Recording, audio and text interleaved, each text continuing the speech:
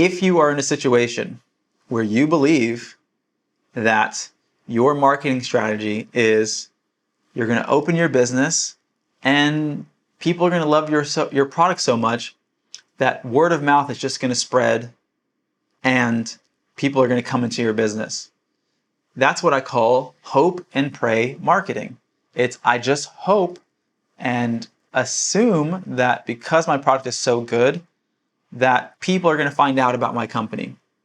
And there's every variation of that. People might say, well, I hope that, I'm going to post on Instagram and I just hope people are going to find it through hashtags. And I say that's a bad strategy. But these are very elementary ways of looking at your marketing, and oftentimes will not lead to that end result. It will not lead you to the place where your business is extremely successful. As I've often said, if you haven't heard it, I'll say it again. The most successful businesses in the world are businesses that have good products, but have the best branding and the best marketing.